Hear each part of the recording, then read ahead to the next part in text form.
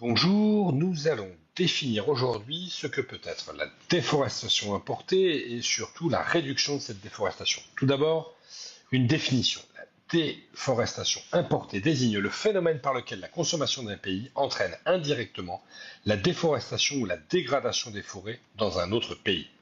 Quelles sont les principales causes? Eh bien, c'est la production du café, du cacao, du caoutchouc, du soja, de l'huile de palme, du bois, du bœuf, du cuir et de leurs différents dérivés. Quel est le rôle des différentes forêts? Réguler le climat, préserver la biodiversité. Ce sont des écosystèmes pour les espèces sauvages. Cela optimise la qualité de l'air. C'est une source de vie. En effet, les forêts absorbent environ 30% des émissions mondiales de CO2. Les forêts abritent 80% des espèces terrestres et des plantes. C'est un réservoir irremplaçable de biodiversité.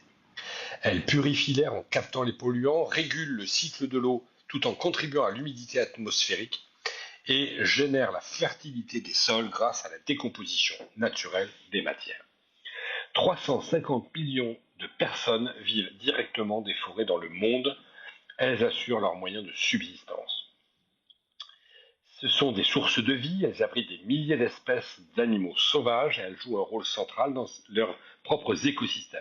Lorsque ces écosystèmes sont détruits, ces animaux sauvages sont contraints de migrer vers des zones urbaines où ils rentrent en contact avec des animaux domestiques, des humains. C'est le cercle infernal des zoonoses, des épidémies et des pandémies. Quelques chiffres à connaître, 10 millions d'hectares de forêts sont détruits environ chaque année. 80% de la déforestation est liée à l'expansion agricole et l'Union européenne est le deuxième plus grand importateur mondial de la déforestation après la Chine. 40% de cette empreinte de déforestation est liée au soja.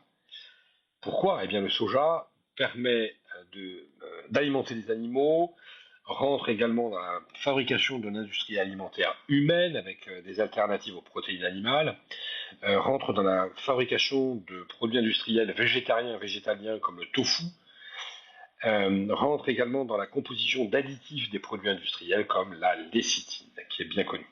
Enfin, d'autres usages comme les biodiesels ou l'huile de soja utilisée notamment en agroalimentaire ou en cosmétique.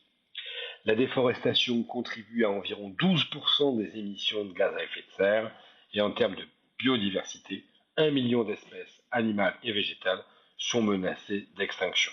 Le risque étant toujours celui du développement des zoonoses.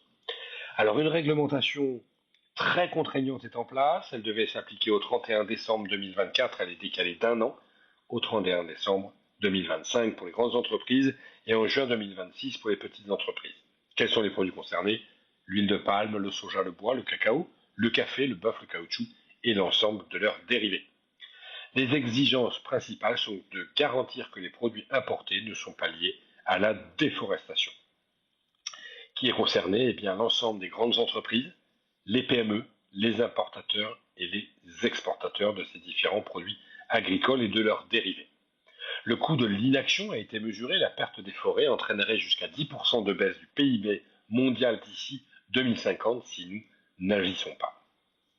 En ce qui concerne les sanctions, eh bien, elles peuvent monter jusqu'à 4% du chiffre d'affaires avec saisie et destruction des produits non conformes, suspension temporaire d'activité et interdiction d'accès au marché européen.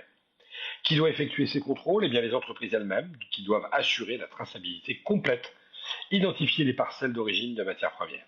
Les autorités compétentes aussi des États membres doivent s'assurer au moins auprès de 9% des opérateurs à haut risque que la situation est gérée chaque année. Comment agir au quotidien très concrètement? Privilégier les différents labels qui existent, consommer moins, réduire sa consommation de viande, informer, sensibiliser les acheteurs notamment, ou soi-même, c'est-à-dire vérifier l'origine des produits, lire les étiquettes, éviter les produits issus des zones à risque comme l'Amazonie ou l'Asie du Sud-Est, réduire sa consommation de viande qui est responsable, on le sait, d'une très grande partie de cette déforestation et de 18% des émissions de gaz à effet de serre mondiales.